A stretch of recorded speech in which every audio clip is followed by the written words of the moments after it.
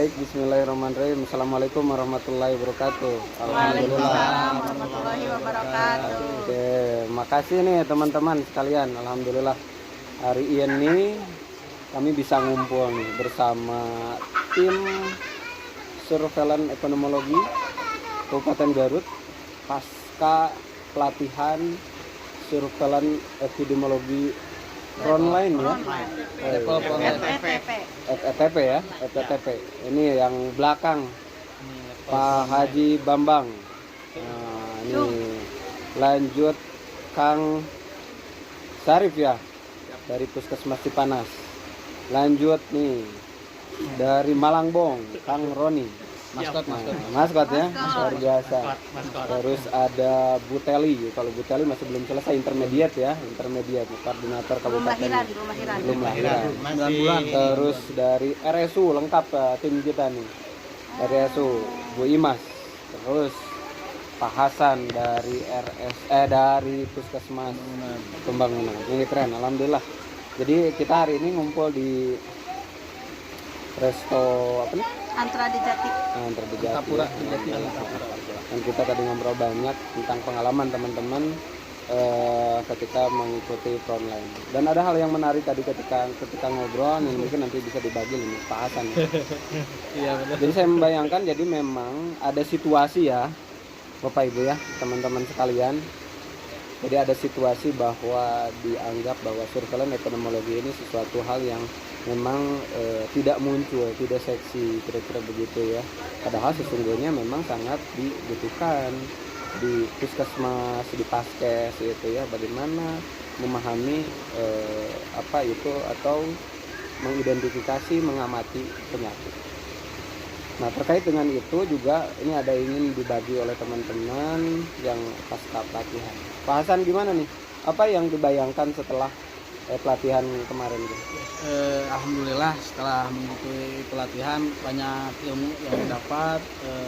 Selama 3 bulan kita pelatihan bersama-sama dari berbagai 3 bulan ya kemarin 3 bulan. Jadi udah satu tim nih ya, tim keren ya. 3 bulan. 3 bulan ini Kopassusnya Kabupaten Garut ya. Kopassus udah epidemiologi. Oke, lanjut.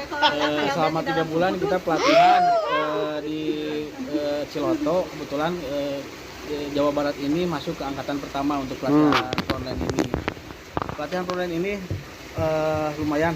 Yang pertama banyak ilmu yang didapat, terus kedua langsung praktek lapangan, terus menyelesaikan tugas-tugas, terus mempresentasikan dari praktek lapangan, dan terus langsung diaplikasikan di tempat kerja juga. Nah setelah itu juga banyak hal yang didapat karena kita bisa mengetahui perbedaan antara kabupaten-kabupaten tentang surveillance ini, bagaimana penanganan di surveillance di setiap kabupaten itu. Jadi sangat menarik ya pelatihan kemarin itu. Tapi sesungguhnya ada hal yang terbarukan apa yang dipahami gitu. Nah ini yang terbaru nih, kebetulan saya megang surveillance baru 2 tahun kan masih istilahnya saya tuh kayak bayi baru lahir ya. Bayi baru lahir lagi lucu-lucunya, pas mau kenalan udah langsung wah tertarik nih, minat, jadi jatuh cinta gitu. Cuman udah jatuh cinta semakin penasaran gitu, penasaran ingin tahunya itu lebih jadi sekarang udah salah lagi bahwa surveillance itu sesuatu hal yang tidak penting, dianggap sebelah mata enggak ya. Bahwa memang pekerjaan surveillance ini khususnya itu cukup mengasihkan dan memang suatu hal yang prioritas untuk dikerjakan. Iya. Oke. Betul Pak Badi. Jadi sekarang udah ada rasa apa terhadap surveillance ini? Jadi rasa ingin tahunya lebih memicu lagi, terus rasa ingin jadi siganu bogoh lah gitu, bogoh cuman harus diungkapkannya itu dengan kita menunjukkan kepada semua orang gitu. Jadi langsung ke lapangan gitu. Terima kasih ya, luar biasa. Jadi tadi juga di lapangan ketika menuju ke sini, jadi teman-teman pasca pelatihan ada sampai mengatakan ada rasa cinta terhadap program, itu menjadi hal yang penting, yang menarik gitu ya. Ini Bu Haji Mas, terima kasih nih Pak Hasan. Bu Haji Mas, bagaimana pengalamannya terkait pelatihannya? Saya surveillance itu baru berapa bulan ya? Baru hitungan bulan lah, belum setahun-tahun acan. Jadi surveillance ini memang sesuatu yang unik kalau di rumah sakit. Karena kita kan nggak punya wilayah. Dari mana-mana datang, berbagai macam penyakit datang. Nah, dengan keterbatasan sistem informasi manajemen rumah sakit yang masih masih dikatakan belum begitu baik, jadi itu mungkin menjadi salah satu tantangan buat saya. Salah satu tantangan, berarti saya kan harus keliling ruangan yang begitu banyak. Apakah saya harus nongkrong di IGD itu biar kasusnya nggak lepas semua kan? Jadi saya di sini terus terang bangga sekali bisa ikut berkontribusi dengan surveillance Kabupaten Garut. Tadinya mungkin Dinas Kesehatan tidak punya perpanjangan tangan ke rumah sakit. Dengan adanya saya, kan berarti saya tuh jadi seseorang yang berguna ya, gitulah. Jadi seseorang yang berguna banget gitu, yang dinantikan ini PE ini gimana hasilnya gitu. Wah itu tuh salah satu kebanggaan tersendiri buat saya gitu, bisa bergabung, bisa berkontribusi. Mungkin dengan banyaknya kekurangan-kekurangan yang masih ada di rumah sakit, saya juga bisa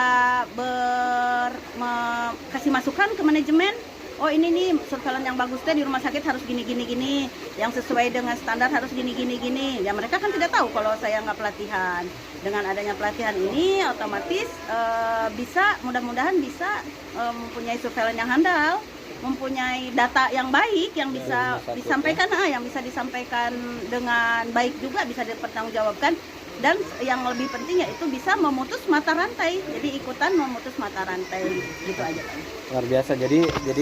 Jadi memang PR kita dalam surveillance ini salah satunya adalah bagaimana membangun jejaring sampai ke rumah sakit, dan kita Kabupaten Garut ini mempunyai 7 rumah sakit, dan alhamdulillah sekarang rumah sakit sudah mandiri untuk menyelenggarakan surveillance pneumologi di rumah sakit. Walaupun PR-nya memang sahabat sekalian masih ada 6 rumah sakit lain, dan terima kasih nih Bu Haji Imas ya udah menjadi surveillance rumah sakit, dan juga tentu ucapan terima kasih kepada para pimpinan di rumah sakit yang mendorong kegiatan terselenggaranya surveillance epidemiologi di rumah sakit. Ada hal yang menarik lagi, ini penggawa kita, intelijen kita juga terkait surveillance ini dari wilayah Garut Utara. Nah, kalah menarik juga ceritanya. Ini dari Malangbong. Kita dengarkan bagaimana testimoni beliau. Paskot online ya, Bu Teli. Oke. Keren. Coba lihat bagaimana Jabar komentar beliau. Jadi baiklah, terima kasih Pak Haji atas ini. Terus terang karena saya itu kalau dibilang bayi itu mungkin saya bayi baru lahir ya, bayi baru lahir di program surveillance itu, surveillance ini. Mungkin kalau dihitung latihan kemarin 3 bulan, pegang surveillance kurang lebih 2 bulan. Nah dalam di 5 bulan itu mungkin kalau ibu hamil itu kan trimester pertama ya. Lagi mabok. Iya, lagi mabok-maboknya, lagi itu. Pre-emesis gitu Pak Haji. Muntah-muntah terus gitu ya. Kayak gimana? Jadi bingungnya itu ini Pak Haji, karena surveillance itu memang terus kan kalau buat saya itu kan sesuatu hal yang baru ya Pak Haji ya. Mungkin kalau rekan-rekan kalau seperti Pak Haji Bambang yang udah ini para suhu-suhunya surveillance ya, Kakak Teli. Kalau buat saya itu sesuatu yang baru, dan ternyata dunia persurveillancen ini sangat menarik ya, karena sesuai dari itu yang 3 itu ya, yang piramida itu yang ada host agent jadi harus diselami 3 eta Islami itu kan environment-nya kan itu lingkungannya. Jadi intinya ketika baru tapi ketika masuk memahami surveillance, ikut pelatihan, jadi sesungguhnya sesuatu hal yang menarik gitu. Sangat menarik Pak Haji.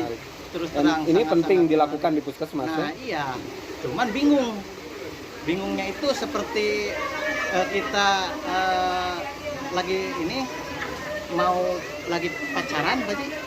Nah kita ngapel hari pertama ketemu calon mertua, ditanyalah kita tuh mau bade laras-laras harus namanya kan bade, Oke. tapi bingung. Mau kasih makan apa? Nah Anak itu saya. anak saya mau dikasih makan apa? Seperti itu. Saya itu sudah mencintai sekarang ke surveillance ini, ke ilmu Berarti harus epidemiologi udah mulai itu. susun strategi dong. Nah iya dong, Oke. karena itu Tapi- udah mulai susun strategi ya sedikit-sedikit kan saya bekerja ini sambil terus bertanya sama ini senior saya di surveillance. Oke. Ternyata luar biasa ya. Itu tuh ada ilustrasi sampai kayak yang mau Iya. lagi pacaran ditanya sama calon mertua, kira-kira begitu ya? Iya, begitu. Mau dikasih apa? Nah, Bingung, tapi mau dikasih makan bingung. Cinta tapi bingung. Tapi bingung. tenang. Tapi pengen melangkah. Sudah Ingin sudah punya mendalami. modal Iya. cinta. Biasanya jalannya, Iya. tadi Iya. jalannya Iya. sungai, lautan luas juga akan Kuseberangi. kuseberangi, kira-kira begitu. Yang kuncinya adalah cinta dulu. Atau weting Apa? tresno jalanan ke kulino itu Pak. Kan kulino Oke, teh. ternyata keren-keren. Suka teh bisa. Oke, makasih ya Aruni. Artinya ini Apunten kita rekan-rekan, maaf ya. berbagi cerita Ini- saja yang tentunya adalah bagaimana kita ingin menghadirkan pengalaman teman-teman ini tentu ditularkan kepada surveillance lain. Kita punya 67 puskesmas dan juga 7 rumah sakit. Baik, masih ada 2 lagi ya yang tak kalah menarik nih. Mana dulu nih, belakang atau yang depan nih? Ini pemandu ganteng Oh, dulu. ini yang Kita cover terkenal kita ini. terkenal ya di Ciloto ini dengan Pamantri. Ada maskotnya. Pak Mantri ganteng ya. Oke. Pamantri ganteng. Dari Puskesmas Cipanas. Iya, iya, iya. Tenun Pak Adi waktu Kalau ya ini sama sedikit. jika kayak teman-teman menarik buat saya pribadi. Saya kerja di puskesmas baru setahun lebih, kerja udah langsung dikasih program surveillance juga. Awalnya saya nggak tahu apa itu surveillance Ganteng apa itu? Ini kumpulan karena orang sebelumnya bingung. kerja kan di rumah sakit Pak Ji, nggak tahu apa itu kerjaan puskesmas, langsung dikasih surveillance nggak tahu tapi langsung diterima dan nyatanya ya menarik Pak Ji. Cari masalah. Jadi kemarin sama ya, satu angkatan itu berlima ya kemarin ikut ada pelatihan. Dan apa kemarin yang apa itu yang menarik dari pelatihan kemarin sehingga oh iya ini PR saya yang harus dikerjakan dan saya memahami ini gitu. Dulu sebelum pelatihan Pak Ji, ya pelaporan data ditulis di kertas-kertas itu dilaporkan ke TU. Kalau sekarang kan bisa bikin grafik Pak Ji, bisa bikin Oke, tampilan data gitu tampilan ya, data, analisa data. tabel, analisa data, Mhm.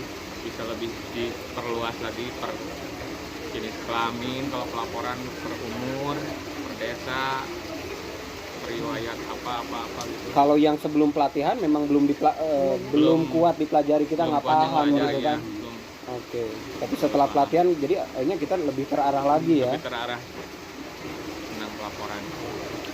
Oke, jadi ternyata pelatihan kemarin banyaknya dan tentunya teman-teman titik ya kita masih punya PR 67 puskes lain. Walaupun tidak harus selalu apa itu melalui pelatihan formal ya berbagai pertemuan itu diinformasikan apa itu ilmunya kira-kira begitu. Terakhir saya kira kontestan peserta Ambil kursi panas. Garut Selatan, Garut Selatan. penggawa surveillance juga pejuang surveillance kita dari wilayah Garut Selatan senior kita Si ganteng kalem. si ganteng kalem ya. Oh iya, luar biasa si ganteng kalem dari Garut Selatan dari Puskesmas Bungbelang. Gimana Pak Haji Bambang? Pengalaman dan juga mungkin prospek ke depan ya ada beberapa PR yang harus dilakukan oleh surveillance.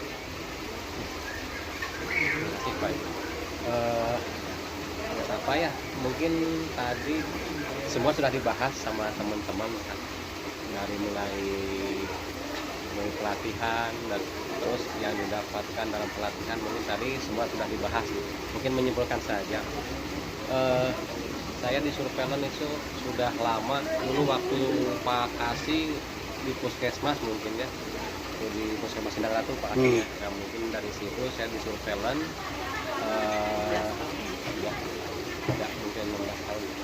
16 tahun. Mungkin sudah cukup 15 lama. tahun. Ya, cukup lama juga Sudah puber, di surveillance, sudah puber. Wah, udah lewat. Udah lewat, apa udah itu? lewat.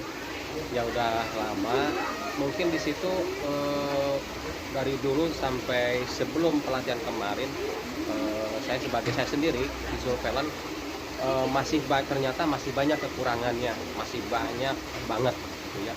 Mungkin dari cara pengumpulan data, dari cara pengolahan data yang bisa digunakan, karena kan surveillance itu identik dengan P ya, penyelidikan epidemiologi yang terdapat pengumpulan dan pengolahan datanya. Ternyata sesudah pelatihan kemarin di Ciloto itu banyak ilmu banget. Jadi cara pengolahan data, cara penampilan data itu emang bagus, keren di surveillance itu. Saya juga tertarik untuk penampilan data nanti di puskesmas mungkin harus seperti itu. Mungkin dari grafik-grafiknya, misalkan dari cara pengolahan datanya. Nah, mungkin di pelatihan kemarin itu yang didapatkan. Sebelumnya belum didapatkan di surveillance. Belum kegambar harus seperti apa sih sesungguhnya surveillance yang ideal, kira-kira begitu ya. Ya betul Pak. Oke. Jadi Ternyata pengolahan data tersebut emang sih susah ya, susah tapi menarik. Jadi kita tuh pingin mencoba. Contohnya misalnya dari tadi sama Kang Sarif sudah ceritakan pembuatan grafik ya, tadi cara pembuatan tabel-tabel, mungkin sampai ke peta, pembuatan peta wilayah, misalkan ada kasus-kasus itu kan kita bisa membuat peta gitu kan, dengan metode Excel kemarin.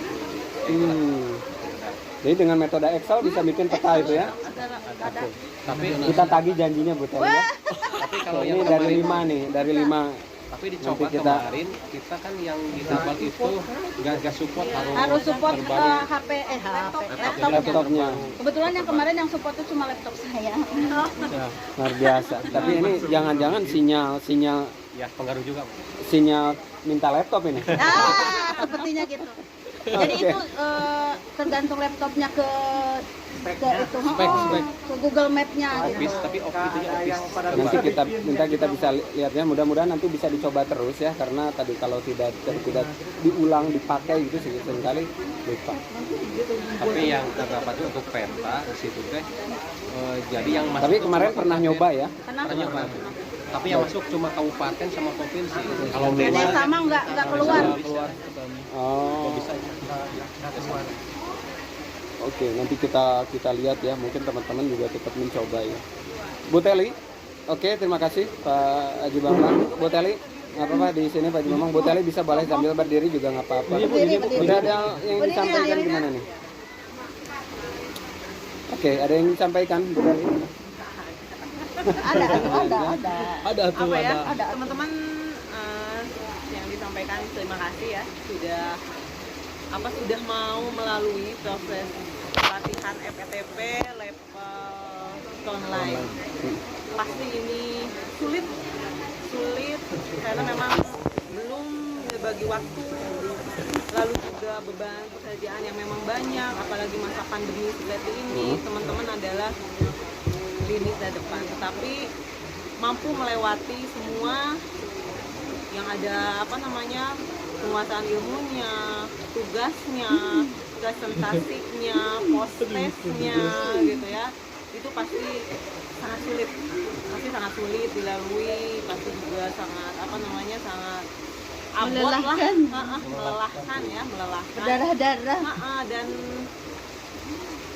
ini tuh saya menginginkannya tuh, kita menginginkan bahwa ini adalah tolak pertama lagi ya buat kita kabupaten, bagaimana menyajikan, bagaimana memulai bahwa kegiatan surveillance itu menjadi sebuah kegiatan yang memang kita capek dan berbobot gitu, tidak capek tetapi kualitasnya kita tanyakan seperti itu. Jadi teman-teman sekarang pasti sudah mengetahui, mungkin dulu juga sudah mengetahui, tapi begitu menjalani pelatihan ini semakin mengetahui bagaimana data kita itu dapat merubah masa depan. Gitu ya. Bagaimana data yang baik itu, bagaimana eviden yang kita hasilkan itu bisa memperbaiki sistem kesehatan, sistem ekonomi, bagaimana data yang kita olah itu dapat membuat dunia ini menjadi lebih baik gitu. Kalau dulu kan kita hanya ya laporan tiap minggu, ada pengklasifikasian usia, ada pengklasifikasian jenis kelamin, tetapi ya sudahlah gitu. Kita tidak sampai dengan bahwa emang buat apa gitu. Tapi kan setelah kita pelatihan diolah dan sebagainya, wah ternyata kesalahan kecil kita pada saat mengolah data ini bisa mengubah kebijakan, bisa mengubah kemajuan sistem gitu ya. Jadi memang kita ternyata tenaga kita itu adalah evidence-nya, dasarnya untuk mengubah kebijakan. Kalau misalnya data kita bagus, bakal kelihatan kebijakan itu akan bagus dan hasilnya akan baik. Tapi kalau tidak, ya kita tinggal tunggu ininya. Jadi terima kasih pada teman-teman yang sudah berlelah-lelah ya, meninggalkan keluarganya. Pasti nih komo cece ya, ibu-ibu ya, pasti datang ke rumah cuman nyiapin laptop dan sebagainya, anak mau makan dan sebagainya, goput. Karena waktunya habis, bapak-bapak kehilangan ini momen-momen sama anak-anaknya, sama Tapi nggak sampai istrinya. bapak-bapak banyak main kan enggak kan? Oh, luar biasa. Boro-boro. Kalau diterima isolasi. Oke. Terima kasih, semoga ilmunya bermanfaat. Amin. Amin. Barokah juga. Jangan lupa untuk selalu menyebarkan juga ke teman-teman yang lain. Dan doakan saya ya Karena belum selesai. Jadi sahabat sekalian, Bu Teli ini belum selesai pelatihan masih. Baik, terima kasih Bu Teli ya.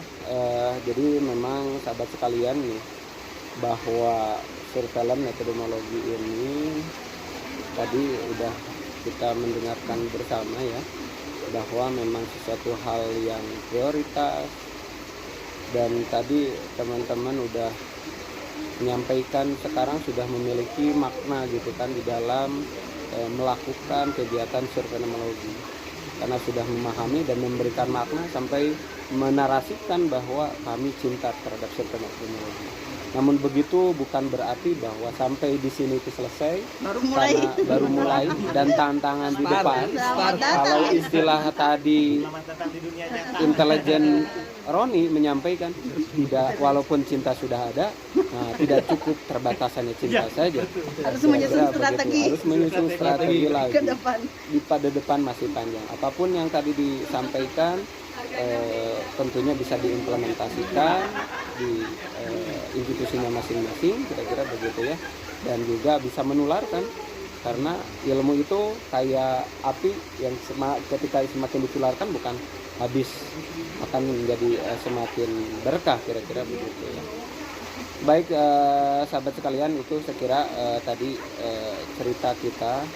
Yang jelas jangan lupa juga kita masih punya 67 puskes yang tadi mudah-mudahan teman-teman bisa saling berbagi dengan semua ya. Jadi jangan malu juga ya untuk sahabat yang lain yang belum mengikuti pelatihan. Tanpa pelatihan formal tetap ini ada nih duta-duta kita, kopassus kita, surveillance data yang bisa bantu teman-teman sekalian. Baik, itu saya kira terima kasih dan salam kompak selalu. Izin tangannya di sini semua. Oke ya, kita sompak bismillah. Ini mewakili 67 puskes dan juga 7 rumah sakit ya. Kita kompak surveillance pneumologi untuk menghadirkan yang terbaik untuk Kabupaten Garut, mengawal bagaimana pengendalian pandemi tentunya, dan juga pengendalian penyakit lainnya. Salam kompak, bismillah. 1, 2, 3, yes. Yes. Oke. Keren ya, terima kasih. Dah.